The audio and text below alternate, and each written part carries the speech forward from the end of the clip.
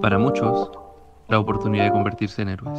Para otros desafortunados, una pesadilla imborrable. Esto es el décimo penal, la instancia donde se define todo.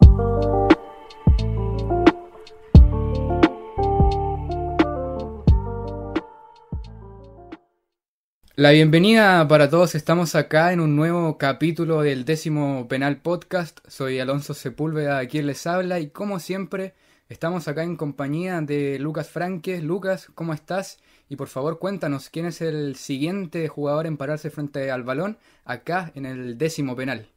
Hola Alonso, la verdad que muy bien, muy contento de arrancar un nuevo capítulo de esta primera temporada. Hoy tenemos el agrado de tener a uno de los mejores laterales izquierdos del campeonato chileno. Hablo de Nicolás Peñailillo, jugador que fue formado en Everton y además ha defendido la camiseta de Deportes Iquique, el Zenit de Rusia y actualmente la de Antofagasta. ¿Cómo estás, Nico? Bienvenido al décimo penal. Bien, todo bien, muchas gracias. Aquí contento de estar compartiendo con ustedes. Qué bueno, amigo, me alegro un montón. Mira, como ha sido costumbre en todos los capítulos, nos gustaría comenzar hablando de la actualidad de tu equipo, quienes pese a estar en la parte alta de la tabla, no viven un tranquilo momento. ¿A qué se debe que los Pumas no estén mostrando el fútbol que nos tienen acostumbrados? Sí, como dices tú, lamentablemente no hemos estado finos en la última parte del campeonato. Hemos tenido un par de bajas importantes que no han costado mucho una regularidad como equipo. Hemos tenido al Chaparroja afuera, Gonza, Freita afuera, Mencia que tuvo la expulsión antes que terminara el otro campeonato. Un poquito de lesiones también en el medio que nos han entorpecido lo que veníamos mostrando y yo creo que por ahí va un poco el tema de nuestra baja, pero gracias a Dios hoy en día tenemos todo el plantel disponible, excepto Cuadra y Franco que están castigados por tarjeta. Así que esperar que esta semana que viene con Palestino podamos retomar lo que veníamos mostrando ya el torneo pasado. Claro, y tomando en cuenta que Héctor Almandós llegó ya hace bastante tiempo, no se podría decir que es un técnico nuevo en el equipo, ¿cómo consideran ustedes el trabajo del DT a comparación del Vasco? Andan por ahí, son bastante intensos, estudian mucho al rival, los lugares que podemos dañar, son bastante parecidos en la intensidad, obviamente, por ahí Armando un poco más cercano a nosotros, el Vasco era un poquito más alejado de eso, pero no son parecidos, y yo creo que lo demostró desde que llegó hasta esta última parte del campeonato, que no nos ha ido bien, pero en su momento demostró que éramos un equipo con jerarquía y que obviamente estamos para pelear cosas importantes. Claro, y crees que son merecidas, por ejemplo, las críticas que ha recibido el técnico argentino, donde se ha dicho mucho en redes sociales que no se está aprovechando todos los nombres que tiene el elenco Puma?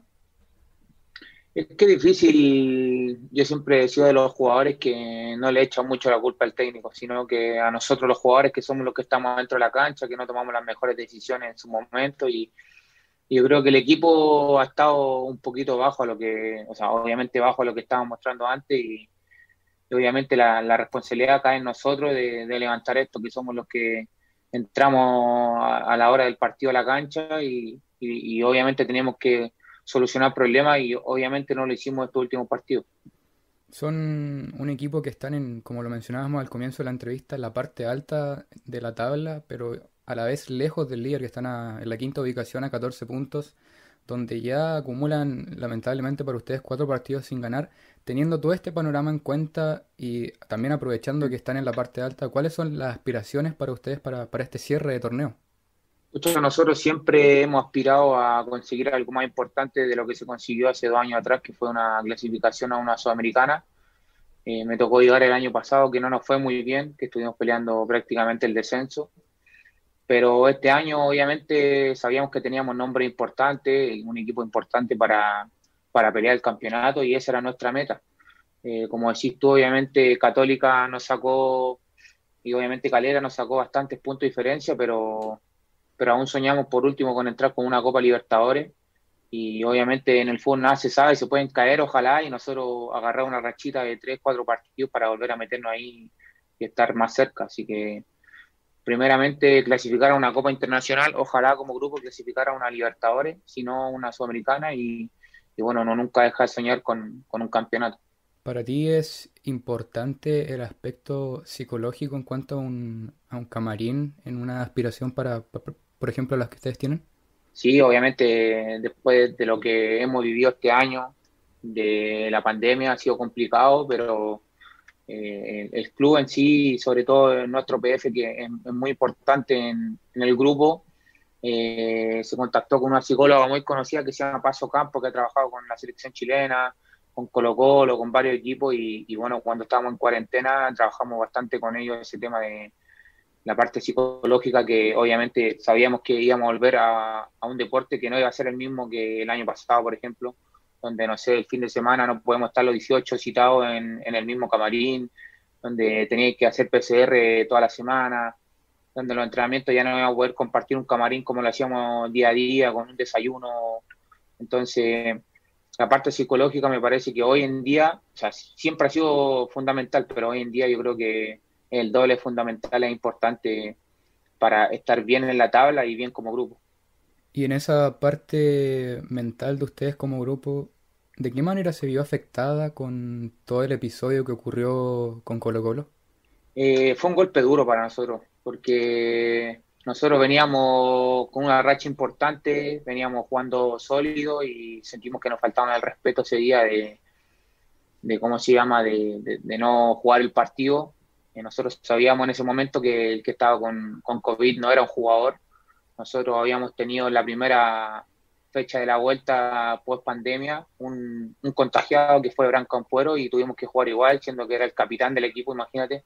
Lo perdimos y aún así viajamos a enfrentar, no recuerdo qué equipo fue, O'Higgins me parece, y lo jugamos. Entonces habían equipos que también le había pasado, o, o el mismo caso de Juventus, que también el equipo no se presentó y perdieron los puntos. Entonces fue un vaivén de problemas, de excusas que hubieron en el camino, y obviamente nos pasó la cuenta y bueno, queríamos demostrar en cancha que podíamos quedarnos con los 3 puntos, y no pudimos hacer un gran partido y lamentablemente perdimos un partido que por justicia divina, como se dice en el fútbol, deberíamos haberlo ganado. Y ya retrocediendo un poco en el tiempo, precisamente al 2019, cuando es tu llegada al cuadro Puma, ¿cómo se da este inicio tuyo en Deportes de Antofagasta?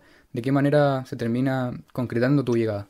Bueno, yo tuve 2 años antes en Deportes Iquique, terminando el campeonato, bueno, el de Tea Meli que estaba en ese entonces, y bueno, el gerente deportivo Víctor Oyarzún, se comunicaron conmigo y me hicieron una propuesta de trabajo.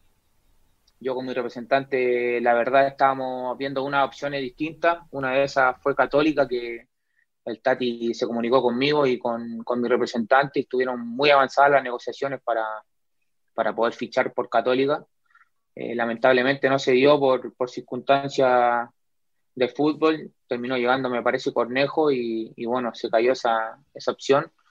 Y después estuvimos esperando una opción que había para ir a Europa, a Portugal, que estuvo ahí hasta el último, y tenía que esperar hasta el cierre de mercado, que era el 31 de enero.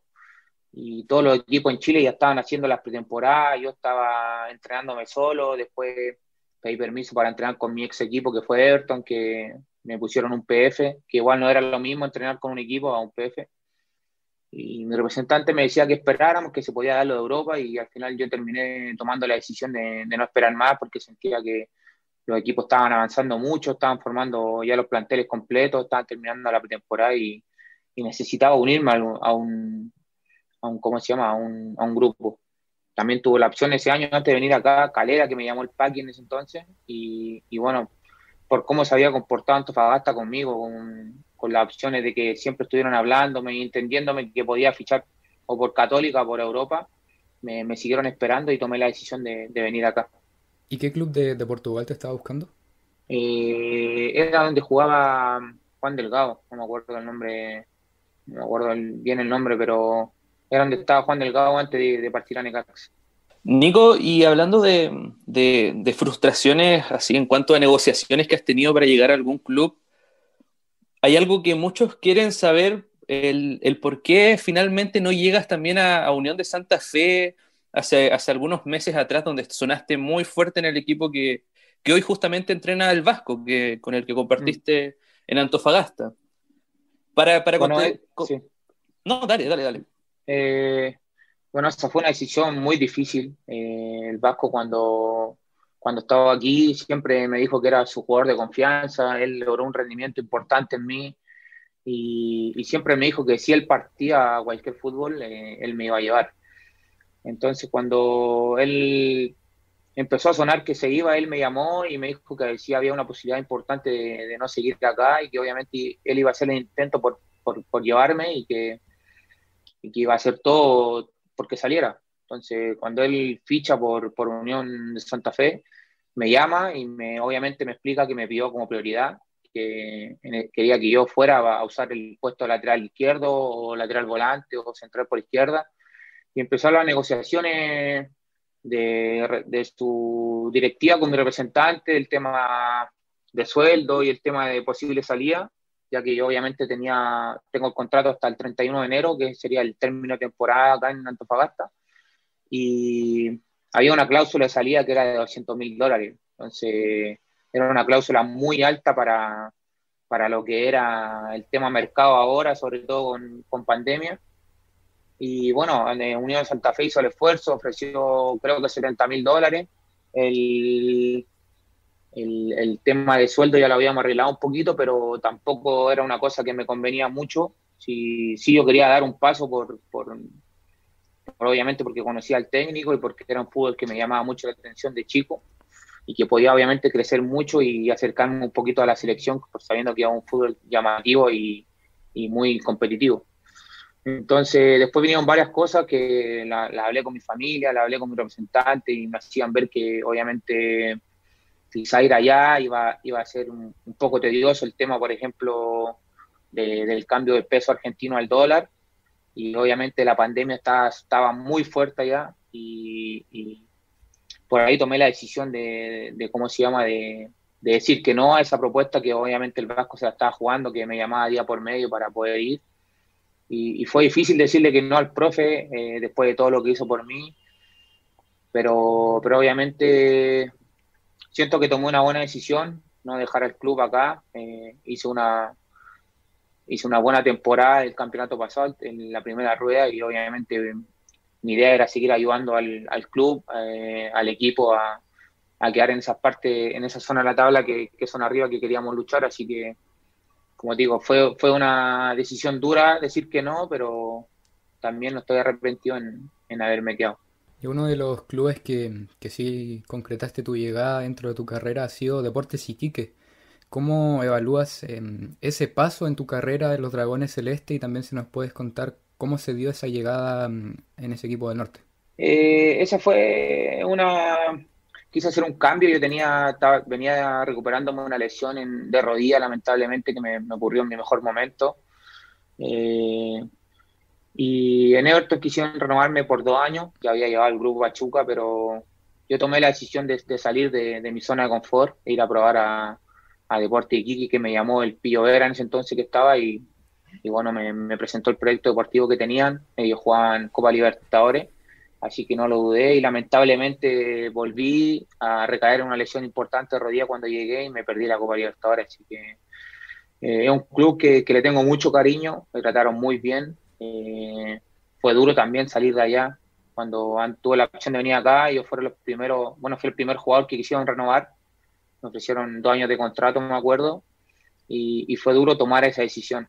Pero bueno, había cumplido un ciclo allá, siento que quería ir un peldaño más, y bueno, Antofagasta jugaba Copa Sudamericana el año pasado con un rival importante como era Fluminense, así que fue difícil salir, pero no, me fui con mucho cariño de toda la gente. Sus hinchas me querían mucho y bueno, creo que dejé algo ahí en el club que nunca se va a borrar. Nico, y tal como dices, llegaste a reforzar a los Dragones Celestes para Copa Libertadores y para la pelea del título 2017. Recuerdo que ese Iquique tenía tremendos nombres, se habían reforzado súper bien. Me acuerdo que estaba Bustamante, estaba Riquero, Diego Torres, Caroca, entre otros. Y justamente te pierdes gran parte de ese campeonato 2017 por lesión. ¿Cómo te tomaste ese tiempo de recuperación? ¿Cómo conllevaste todo eso de que justamente Iquique le estaba yendo bien? De hecho, estuvieron a un punto de clasificar a octavos de final, le ganaron a Gremio, que siendo que Gremio esa temporada, ese campeonato, perdón, Salió campeón. justo salió campeón, después jugaron con Independiente en Sudaca y también salió campeón. Sí, sí. ¿Cómo te lo tomaste tú como jugador? La verdad fue una seguidilla de momentos muy duros en mi vida.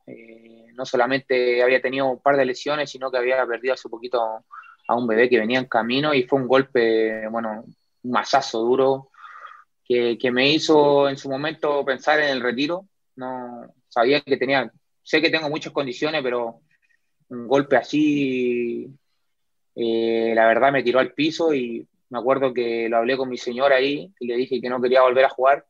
Dije que no podía entender cómo me sucedían tantas cosas en ese momento malas. Y bueno, le traspasé me acuerdo, en un momento le dije al gerente deportivo de Iquique que no quería seguir jugando y que viéramos el tema del finiquito, porque esto pasó en la pretemporada, imagínate, no llevaba ni un mes. Y bueno, yo me citaron a una reunión y me dijeron que me apoyaban en cualquier cosa, que obviamente yo no quería en eso, pero que era mi decisión, que lo pensara bien. Lo hablamos en conjunto con mi representante que tenía en ese entonces, que era Sergio Morales. Y bueno, ellos me hicieron ver que era un tropiezo más en esta carrera, que el fútbol es así, que obviamente han habido casos peores, pero como digo, fue muy duro ese proceso, fue difícil, tuve casi 8 meses sin jugar y la verdad en ese momento, como siempre he dicho yo, o lo ha dicho jugador importante como Valdés cuando se lesionó la rodilla en el Barcelona, que lamentablemente el fútbol te aparta un poquito cuando no sirves y la verdad yo me sentí en su momento muy solo y bueno, gracias a Dios tuve la fortaleza y el apoyo de mi familia para volver y seguir haciendo lo que amo y lo que me costó tanto conseguir. Así es, Nico. Justamente te consolidaste en Iquique ya se podría decir que en el 2018, donde se vivió lamentablemente todo lo contrario a lo que habías llegado al club, porque el 2018 Sí. termina Iquique peleando el descenso hasta las últimas fechas, y o sea, muy bueno que pudieron salvarse, pero fue un contraste bien duro para ti que llegaste a un equipo con muchas expectativas que después, claro, terminan peleando un descenso. Sí, fue duro también porque el Pillo hasta el último me esperaba y hubo un momento en que ya no pude aguantar más. Lamentablemente los hinchas pedían que ganáramos, que se fuera y no pude darle una mano a todo lo que él había hecho por mí, que fue traerme, apoyarme cuando estuve lesionado y todo. Y yo quería devolverle eso, no sé, pues, darle mi ayuda dentro de la cancha. Lamentablemente no se pudo, pero salvar a Iquique ese año, a pesar de toda la mala campaña, fue un logro que nos costó y obviamente el grupo se hizo fuerte para seguir de atrás, porque una vez que estás atrás cuesta mucho salir de la parte de atrás y de volver al triunfo, que es lo más difícil. Bueno, y de esta forma vamos cerrando acá la primera parte de nuestro programa, en el 10º penal, donde vamos a saludar a nuestro fiel auspiciador que ha estado acá desde el inicio con nosotros. En Entre Mates y Café encuentras termos Stanley, yerba mate tradicional y saborizada, café sin gluten, chocolate caliente, infusiones y mucho más. Encuéntralos en Janequeo 1510 Concepción y en sus redes sociales como Entre Mates y Café. Además, contamos con envíos a todo el país. No lo olvides, Entre Mates y Café. Bueno, de esta forma agradecemos nuevamente a Entre Mates y Café, pero mencionar también que durante las próximas semanas vamos a tener una sorpresa en cuanto a esto, así que estén muy atentos a nuestras redes sociales porque se vienen cosas nuevas en el 10º penal, sigue creciendo esto y también no solamente creciendo el programa, sino que para ustedes también van a haber sorpresas, así que estén ahí muy atentos. Bueno, Nico, ahora vamos a pasar a un bloque que va más, un poco ya conversamos un poco ya de fútbol, de la actualidad, de lo que ha sido, pero más conversar también de la vida, cómo es la vida de un futbolista, que también nos gusta conversar esto acá en el programa, en este bloque, sobre todo cómo fueron los inicios de Nico Peñailillo en el fútbol. No solamente hablar de tu debut como jugador, tus últimos años en inferiores, sino ¿Cómo fue tu vida cuando niño? Porque un futbolista, para mí, yo siempre lo menciono, es profesional desde que está en las juveniles porque deja muchas cosas de lado. No sé, salir con amigos, cumpleaños, viajes, qué sé yo. ¿Cómo fue esa infancia para ti ligada al fútbol? La verdad fue lindo. Empecé chico, siempre amé la pelota, desde que tengo uso de razón. Lo único que quería era jugar a la pelota, no estudiaba mucho, era bien flojo para estudiar. Llegaba prácticamente al colegio y salía a jugar a la pelota solo, con amigos, con lo que fuera. Y llegar al primer equipo fue un premio a todo eso que sacrifiqué, como dices tú. Salía, mis amigos iban a carretear y a veces yo no iba porque teníamos partidos el fin de semana o porque, no sé, tenía que concentrarme en andar bien. Obviamente cuando uno tiene 15, 16 años, antiguamente no sabía lo que era ser profesional ni que iba a ganar plata, nada, no se sabía eso. Uno lo hacía porque lo quería lograr y porque quería triunfar y disfrutar lo que más uno ama. Pero me costó mucho, igual parte era un chico con mucho carácter que venía obviamente del barrio, de una situación no muy buena económicamente, muchas veces era muy arrebatado y eso me pasó la cuenta de que a veces no me dieran la oportunidad en el primer equipo, si me la daban, no sé, yo por ahí cometía un error contestando algo y perdía esa oportunidad. Pero bueno, llegó Nelson Acosta que obviamente confió en mí y me hizo cumplir el sueño que tanto anhelaba de chico, que era jugar profesional y de ahí obviamente empecé a disfrutar cada momento de lo que me dio esta carrera. También mencionabas anteriormente acá en la entrevista que por alguna parte de tu carrera pensaste en dejar el fútbol. ¿En algún momento de tu formación tuviste algún episodio que te haya marcado de manera negativa y tomar este mismo contraste de pensar en algún momento quizás de dejar el fútbol o una frustración, algún momento malo en tu formación como futbolista en Everton? La verdad sí, porque como te digo, bueno, era responsabilidad mía porque finalmente era un chico muy loco, como se dice, y en su momento tomé la decisión de no jugar más porque me metí a estudiar a la universidad después de salir de cuarto medio, quise estudiar preparador físico y conocí gente obviamente que no está ligada al fútbol y por ahí se te contagia un poco, pero después tomé obviamente la decisión y me acordé de todo lo que había luchado mi vieja porque yo lograra jugar profesional, desde, no sé, tenerme comida para los viajes, a pesar de que obviamente no teníamos una buena situación, o comprarme un zapato de fútbol, que era muy difícil en ese entonces, y ella hacía todos los esfuerzos por tener un zapato de fútbol, así que volví, tomé la decisión, me acuerdo que ese último año de juvenil me quedaba uno, pero antes que me subieran, volví, peleamos semifinales con Wander, que lamentablemente perdimos, y ahí obviamente como que puse todo de mí para que se pudiera dar esta oportunidad de jugar a nivel profesional, pero sí pasé por una etapa donde quizás la adolescencia o lo normal de querer salir, no sé, con tus amigos a carretear, más yo que estaba en la universidad, imagínate, ustedes han estado ahí y lo que es ser universitario es difícil. Y ya pasando un poco más de tu formación, ya año 2009, te toca jugar Copa Libertadores.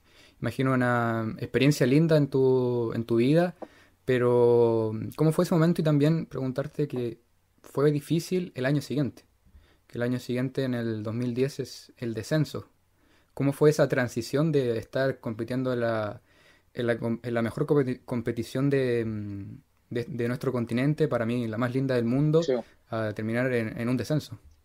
Eh, Mucho no me tocó jugar Copa Libertadores, pero sí compartí mucho ahí en ese equipo. Sobre todo ya venían, imagínate, hace un año atrás salir campeón. Y después el 2010 la transición empezamos muy bien. Me acuerdo que empecé jugando el campeonato titular y antes de que terminara la primera rueda terminamos, me acuerdo, quinto, sexto, que después vino la gira que hicimos a jugar con Everton en Inglaterra y Real Madrid. Y cuando llegamos no entendimos lo que pasó y empezamos a una seguida de partidos perdiendo, perdiendo, perdiendo. Y al final terminamos perdiendo la categoría con un gran equipo como teníamos a César Cortés, Nico Freita, delanteros como Diego Cian, Oviedo, teníamos grandes jugadores y al final terminamos perdiendo la categoría de forma muy extraña. Tú mencionabas que al comienzo no se daban cuenta que era lo que pasaba bueno, ahora quizás están más grandes o ese mismo año al final, ¿cuál fue tu reflexión de por qué se terminó dando esa situación? Yo creo que, como te digo, una vez que un equipo se acostumbra a perder, es difícil salir del fondo, es muy difícil. Le tocó, por ejemplo, a la U el año pasado que a pesar de que tenía grandes figuras no podían salir de atrás, hoy le está tocando Colo-Colo porque lamentablemente es difícil, los equipos te enfrentan distinto y pensando ahora como más frío, yo creo que por ahí nos pasó no ser tan fuerte de mente y no encontrar la solución a los problemas en ese instante, ¿cachai? Yo igual era chico, era prácticamente el juvenil, entonces no tenía ni voz ni voto en opinar algo. Nosotros generalmente los que estábamos ahí, que eran Mati Blasky, que me recuerdo, Camilo Ponce, Franco Ragusa, éramos muy reservados y obviamente no podíamos dar mucha opinión porque antes el fútbol era distinto ahora, que los juveniles tienen un poquito más de fuerza. Así que, como digo, no podíamos opinar de lo que estaba pasando, solamente escuchábamos y obviamente quizás si hubiéramos sido un poquito más grandes, hubiéramos podido ayudar en algo más. Fuera de la cancha, digo yo. Al año siguiente pasa otro episodio importante en tu carrera, que es un llamado a la selección sub-20. ¿Cómo tomaste ese llamado? ¿Qué recuerdas de qué estabas haciendo? ¿Quién se contactó contigo? ¿Cómo fue toda esa experiencia antes de ya pasar a conversar también de lo que fue jugar con la camiseta de nuestro país? Bueno, es el 2010 incluso, siempre hacían nóminas, generalmente todos los meses, y hacíamos entrenamiento como ahora hacen microciclo. Así que tuve todo ese año 2010 con la selección, hicimos gira en Argentina, Bolivia, Colombia. Entonces estuve ahí y al final obviamente habíamos descendido, yo estaba muy mal, había llorado mucho, me acuerdo, porque amo mucho lo que hago y obviamente era un club donde yo había nacido y la estaba pasando mal y me llama el técnico Bacha y me dice que estaba en la lista de los pre-citados o sea, de la pre-nómina para el sudamericano y obviamente nosotros de vacaciones ya me presenté a entrenar y se dio la posibilidad de ir al sudamericano. No me tocó jugar todos los partidos, pero lo que me tocó jugar lo hice de buena forma y bueno, de ahí apareció la otra etapa de mi vida que fue el Zenit. ¿Y crees que ese llamado también te cambió un poco la mentalidad? Como tú le decías, estabas triste por lo ocurrido con Everton y ¿fue un reimpulso para ti en tu carrera ese llamado? Sí, obvio, de todas maneras.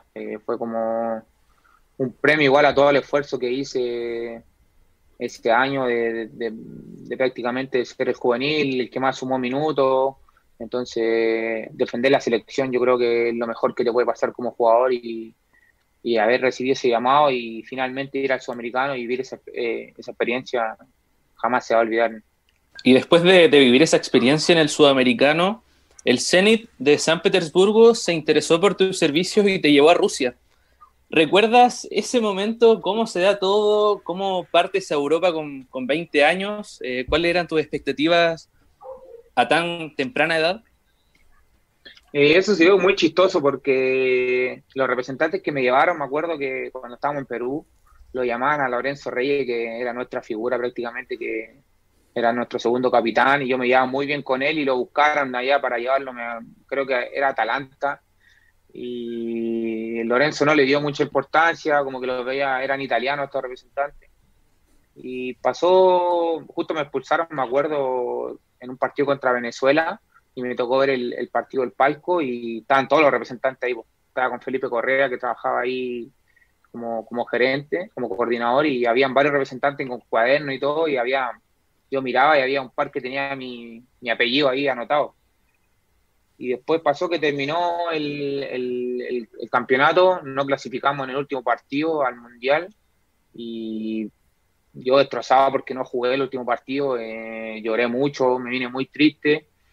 Y cuando llegué a mi casa, obviamente estaba toda mi familia, primo, mi vieja, mi abuela, todo ahí esperándome. y a los 2 días después me llama Antonio Bloise, que era el presidente de Everton en ese entonces, que muy cercano a mí, y me dice que lo tenían loco unos italianos llamándolo todos los días, que necesitaban hablar conmigo, que querían saber quién era mi representante, etcétera, etcétera, y en una semana, me acuerdo, en 10 días se cerró el fichaje. Yo no sabía mucho, en ese entonces tampoco sabía lo que era ganar mucha plata ni nada, porque yo tenía contrato juvenil, y obviamente yo jugaba porque, como hasta el día de hoy, juego porque me encanta esto, y lo otro pasa a segundo plano. Y ahí me llaman también del CF y me dicen, estamos pasando una final del equipo que puede ir, que me acuerdo que estaban jugando Cesca con Zenit, que Zenit sale campeón de la Copa de la Liga, como la Copa Chile acá, pero la Copa de Rusia ya. Y se cerró el fichaje, pues fue un préstamo con una opción de compra. Ellos pagaron como $250.000 de préstamo con una opción de compra, creo que era $1.000.000. Y parto obviamente a un país que no conocía. Fue muy raro, fue muy rápido, despedirme de la familia, todo, tenía 20 años, era un niño.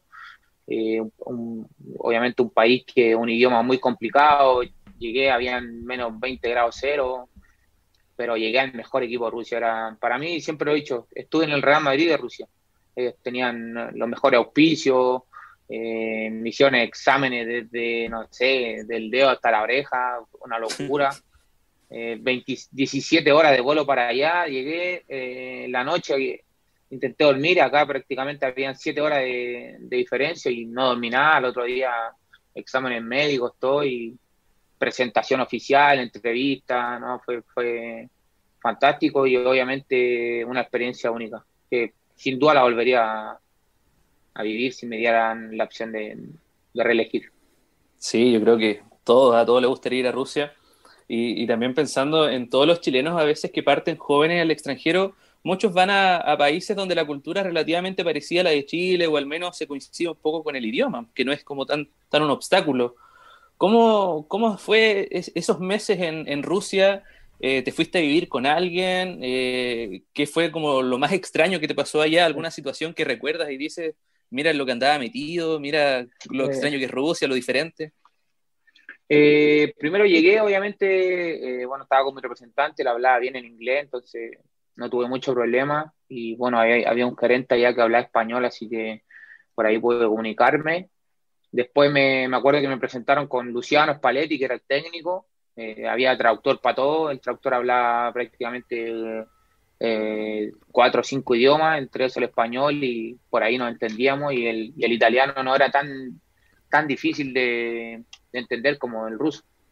Entonces, habían jugadores portugueses, que era Dani, que era venezolano nacionalizado portugués, que hablaba muy bien el español. Bruno Alves, con el cual compartí mucho, igual que Dani.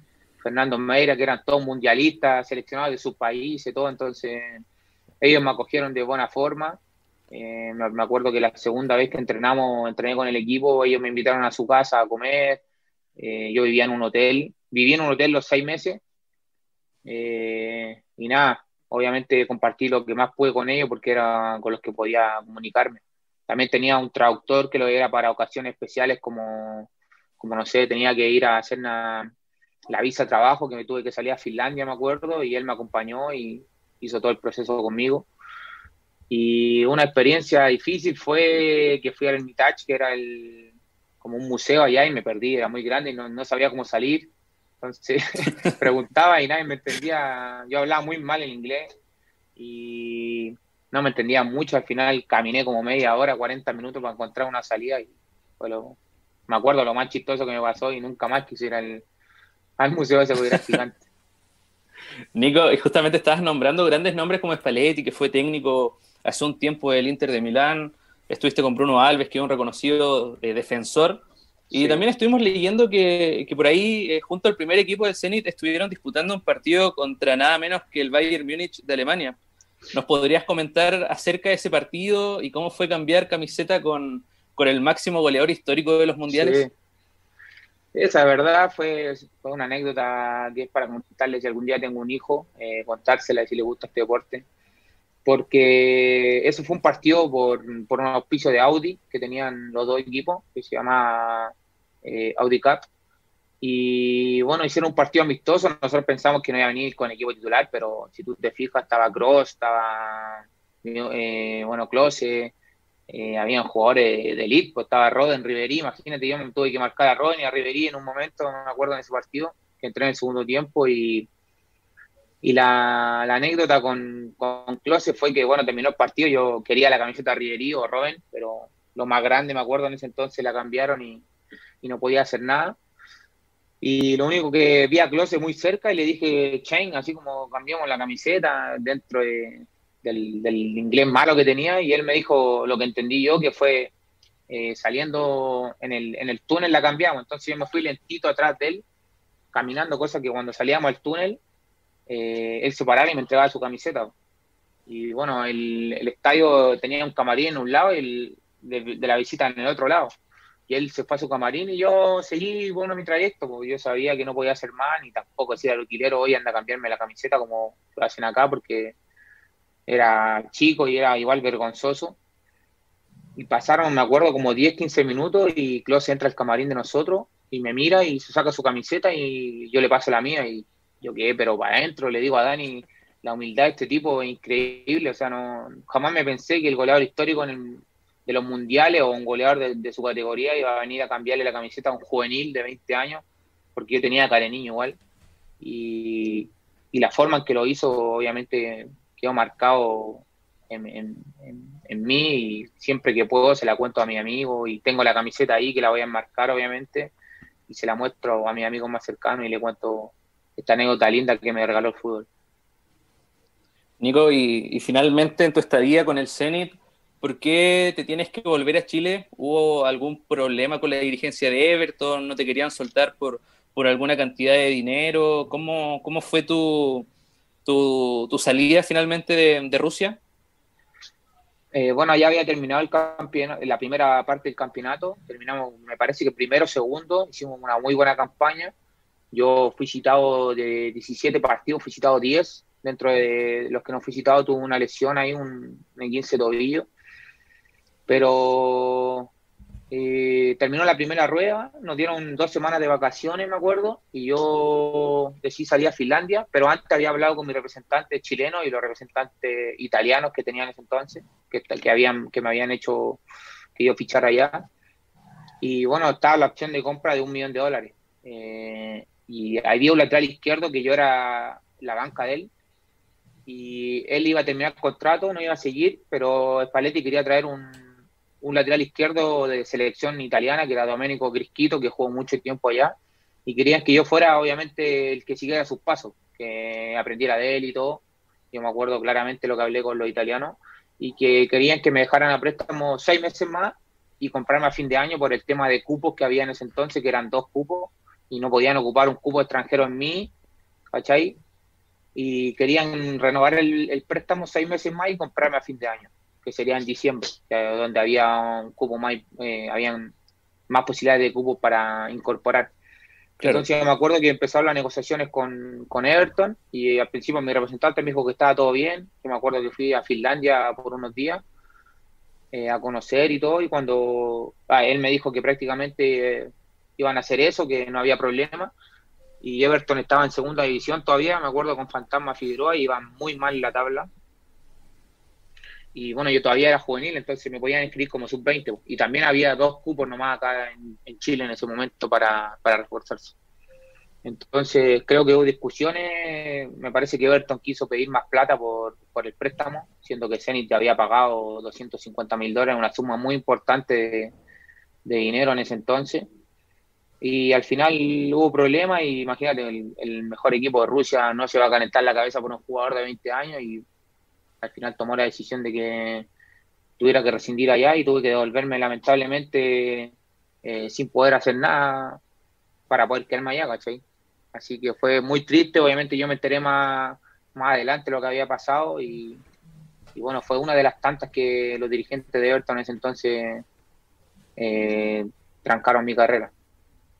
Claro, debe ser frustrante pensar, a veces, no sé, ver por ejemplo la Champions, la Europa League y ver al Zenit muchas veces en esas instancias, ¿Cómo piensas en el sentido de que, mira, yo probablemente pude haber estado ahí o quizás pude haber estado, no necesariamente en el Zenit, pero quizás en Europa? Sí. ¿Te lo tomas con No, algún tipo de rencor, por así decirlo? ¿O piensas que todo ha pasado por algo en tu carrera? no, en sí, igual, obviamente hubo un momento que tuve mucho rencor hacia Everton porque no fue solamente eso que me trancaron la carrera, pero imagínate, yo siempre le he dicho a mis amigos más cercanos que yo tenía el terno hecho de Champions porque allá no hacían terno y a mí me habían hecho el terno de la Champions. Mi traductor me dijo que cuando me hicieron la visa de trabajo era prácticamente que me iban a dejar allá, a mí me hicieron visa de trabajo, la gente me quería, hasta el día de hoy de repente me mandan mensajes y todos se acuerdan de mí y fue obviamente choqueante que ellos me cortaran la carrera. Imagínate que para mí haber jugado Champions quizá habrá sido otra mi carrera, ahora podido estar en la selección chilena, ahora tenido otro nivel, no sé, el club allá tenía todo ¿cómo se llama? Para yo seguir creciendo en mi carrera y seguir creciendo, no sé, físicamente, psicológicamente, tenía podólogo, todo lo que tú te imagines que puede tener un equipo lo tenía, entonces que me hayan quitado esa oportunidad, obviamente ahora duele más, en ese entonces obviamente también dolía, pero ahora te da más rabia acordarte y saber que pudiste estar ahí peleando, no sé, cosas importantes y al final mi carrera de un vuelco distinto y obviamente se ha trancado por esas cosas. Así que obviamente hay un poquito de resentimiento hacia el club que en ese entonces me cortó la alas, como se dice. Y probablemente no solamente te cortó las alas en esa instancia, sino que también recuerdo que en el 2015 tú sonaste muy fuerte, muy fuerte en la Universidad de Chile de Martín Lazarte. Recuerdo que ahí estaban entre Cornejo de Audax Italiano, que pedía mucho dinero, y Sí, también en uno de los mejores jugadores de la B en ese tiempo. Recuerdo que tú estabas súper ya sólido en el ascenso con Everton, jugabas, me acuerdo, por la banda izquierda, jugabas de mediocampista también. ¿Y por qué no se da esta llegada al elenco azul? lo que pasa es que yo siempre ahí tenía contrato y no tenía cláusulas de salida como se ponen hoy en día. Entonces, bueno, los dirigentes que están ahí me tenían por ahí como el diamante en bruto del equipo y no decían que no podían regalarme, pues no sé, $200.000, etcétera. Cuando llegué al Zenit me acuerdo que obviamente llegué a pelear el ascenso, iban 12 la tabla y perdimos la final con Ranger y San Felipe para ascender. Hice un muy buen campeonato y Católica se había fijado en mí para ficharme. Habían llamado a mi representante, estaba todo avanzado y, por decir así, Everton pidió $500.000 por la mitad del pase. Obviamente no se pudo concretar por eso. Y al final todas las opciones que tuve, que fue primero obviamente la del Zenit, luego vino la de Católica y después vino la U también, que Everton seguía pidiendo mucha plata. También hubo una opción de ir a Dinamo Bucarest, que pagaba $400.000, me acuerdo, y tenía que ir a hacer la pretemporada en Manchester y también me negaron esa posibilidad. Hasta que tomé la decisión de no seguir renovando contrato. Yo me acuerdo que ganaba poca plata y tuve que bancármela nomás para poder salir y bueno, ahí fue la única manera de que pudiera salir del club, porque ellos generalmente querían venderme, como te digo, en mucha plata y un equipo chileno. Me parece que ahora pagan esa cantidad de plata, pero antiguamente era muy difícil. Bueno, antes de seguir en el siguiente tema de la conversación, igual me gustaría hacer un alto para hablar de lo que ha sido tu perseverancia como futbolista, porque la verdad es fuerte todo lo que has vivido como jugador, no solamente quizás estos traspasos frustrados, tus lesiones graves que has tenido y aún así sigues peleando, jugando, haciendo lo que te gusta, como nos has dicho. Y también destacar esa característica tuya de cuando nos mencionabas que en el Zenit ibas a ser, ibas a estar detrás de los pasos de otro jugador que iban a traer para que tú aprendas de él, sigas desarrollándote. Es difícil ver eso también en un juvenil ahora acá en Chile. Quizás por ahí son muy apresurados, Mm. se van a otros países, quizás por qué motivo, uno nunca sabe. Y la verdad es destacable esta actitud que tú has tenido durante toda tu carrera, donde, bueno, ahora el siguiente tema igual es uno de esos momentos que fue el 2016, quizás fue un poco agridulce en el sentido de que logran en 2016, donde logran el ascenso con Everton, pero también vives un momento fuerte en tu carrera donde es tu operación, donde tuviste neumotórax espontáneo. ¿Cómo fue ese año para ti donde, si bien logras un ascenso con Everton, pero también tuviste esa parte quizás fea en tu vida? Sí, ahí empezaron un poco, bueno, los momentos malos. Un poquito antes, igual, cuando falleció mi madre y mi abuela, que yo vivía con ella todo, solamente ahí empezaron un poquito los momentos duros. Pero me acuerdo que el 2015, como decían ustedes, estuve a punto de ir a la U y recuerdo muy claro que ese día en la B estaba pasando un muy buen momento con Víctor Rivero, y me llama mi representante con el gerente de la U en ese entonces, no me acuerdo si era Sabino, y me dicen que estaban arrepentidos de no haberme traído el 2015, pero que siguiera así, que me iban a fichar ahora y que siguiera jugando. Y yo justo iba camino a concentrarme, jugamos el otro día con Curicó, y mi señora obviamente escuchó toda la conversación en el altavoz de la camioneta que iba manejando, y obviamente para nosotros fue una noticia grandiosa después de los momentos malos que, como digo, que había vivido. Y lamentablemente al otro día en el partido sufro la lesión de rodilla que me acuerdo que no lo quería creer, me fui a hacer la resonancia, sabía por dónde iba un poco la cosa, porque Maxi Cerato se había lesionado la rodilla, me había comentado un poco cómo se sentía. Y nada, ese día fue mucho sufrir, lloré mucho, me acuerdo, como un niño por haber, no sé, esforzado tanto y que por esa lesión se me quitara un sueño de seguir un paso adelante en mi carrera, que era fichar por un equipo grande. Y después lo del neumotórax, yo sacrifiqué mucho la recuperación, prácticamente, siempre digo, vivía en Metz, allá me dieron mucho cariño, yo me operé y me quedé en Santiago 3 meses, 4 meses, llegaba, no sé, 9, 10 de la mañana y me iba a 4 o 5 de la tarde, hacía doble jornada todos los días, almorzaba ahí, de repente me tomaba una siesta ahí, o en el auto, entonces sacrifiqué mucho por poder recuperarme para jugar las finales del ascenso, los últimos partidos del ascenso de ese año, que sabíamos que teníamos una final asegurada por haber salido campeón.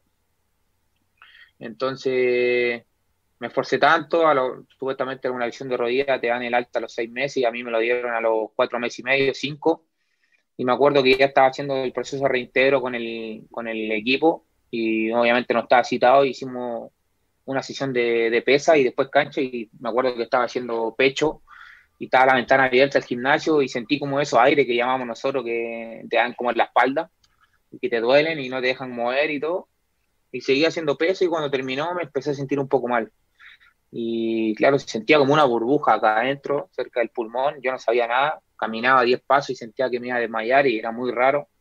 Los doctores que estaban ahí pensaban que era un preinfarto, me preguntaban si me había tomado una Red Bull, yo decía que no, y bueno, después vinieron los exámenes y bueno, descubrimos que había un neumotórax y el doctor en ese entonces me dio dos opciones de procedimiento. Me dijo, una, te puedo sacar el aire que tiene en el pulmón para que puedas jugar la final, que era algo que yo anhelaba con el alma, y dos, te opero y eso no te pasa nunca más. Y dentro de la primera opción me dijo que me había entrado un 30% de aire a los pulmones, pero si yo me lo drenaba y me podía volver a pasar, y no iban a ser un 30%, iba a ser un 60%, iba a ser más invasivo. Entonces tomé obviamente la decisión de operarme para que no me volviera a pasar, pero obviamente me perdí una final por la que había luchado tanto durante todo el año cuando jugué y cuando tuve que recuperarme, así que fue duro, pero obviamente disfruté como si lo hubiera jugado el objetivo final que era ascender y la verdad lo disfruté mucho, me acuerdo que viajé con el equipo y celebré con ellos como si hubiera jugado. Nico, y antes ya de dar por finalizada esta muy buena conversación contigo, debemos preguntarte una cosita que nos escribieron bastante por redes sociales. ¿Qué pasará con Peña y Lillo de cara al 2021? Porque no es algo extraño de que suenes en Universidad de Chile, en Católica, como tú también comentabas, en Calera, e incluso en el extranjero. Tú sabes que yo, como trabajo en el tema de fichajes, siempre tu nombre es súper constante en los mercados de traspaso, y quería preguntarte qué va a pasar contigo, porque tengo entendido que tienes contrato con Antofagasta hasta enero, y de ahí qué va a pasar de cara al 2021. Yo como jugador siempre aspiro y entreno y sacrifico, me alimento bien para conseguir cosas importantes. A pesar de todo lo que hemos hablado, que he vivido, sigo acá soñando como si tuviera 20 años recién. Y sí, he tenido hartas posibilidades de poder salir. Tuve la U a principio de año que Antofagasta no quiso dejarme ir. La U ofertó $70.000 de préstamo con una opción de compra de $200.000 que tenía yo y el presidente acá no accedió a esa oferta y tuve que quedarme. Y ahora estoy disfrutando del momento un poquito dulce que tuve este primer campeonato, si bien estos últimos 2 partidos que jugué con Colo-Colo y la U de Conce nos fueron bastante buenos como grupo y en lo personal. Estoy disfrutando un poquito eso que logré de ponerle salir en el equipo ideal de la primera rueda o tener una solidez regular importante en un jugador. Y lo que viene, no, la verdad, no sé. No quiero enfocarme ni ilusionarme con nada. Generalmente le digo a mi representante que no me diga nada, que si él tiene algo, después no sé, pues, si hay alguna oferta, que me dé el contrato impreso para ver si me gusta o no. O si ha hablado de renovar acá, tampoco lo sé.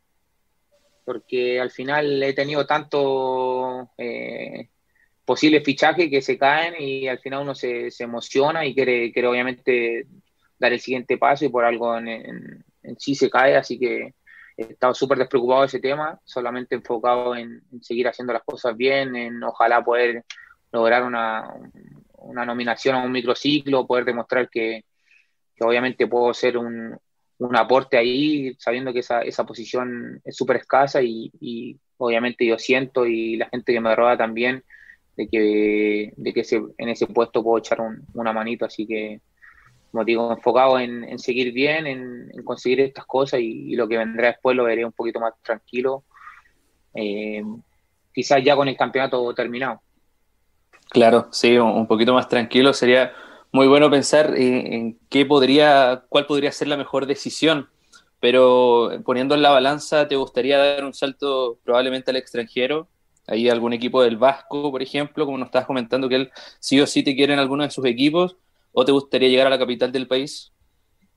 Obviamente me gustaría ir al extranjero y sacarme esa espinita de que por culpa de otra persona no pude seguir allá y sabiendo que era joven era difícil jugar y todo en un equipo así, pero obviamente me gustaría ir al extranjero y tener esa segunda oportunidad de mostrarme a mí que obviamente puedo hacer las cosas bien allá. He estado a punto de dar ese paso, como te digo, no se ha podido, pero Dios sabe dónde va a poner que yo juegue el otro año y obviamente si un equipo en la capital también me gustaría que todos sabemos que la vitrina ya es diferente a estar en regiones. Bueno, Nico, de esta forma entonces vamos cerrando acá este sexto capítulo del 10º penal. La verdad, muy pero muy agradable la conversación contigo, donde nos gusta acá quizás comenzar hablando de fútbol y después también conversar de la vida, que también siempre hay buenas historias para conversar con ustedes, con los jugadores.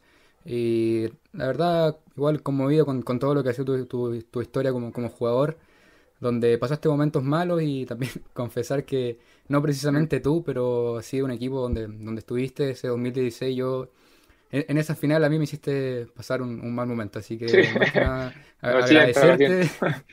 agradecerte, agradecerte nuevamente y nada, muchas gracias por estar acá con nosotros y también saludar a la gente que nos ha escuchado y nos ha apoyado durante estos ya 6 capítulos.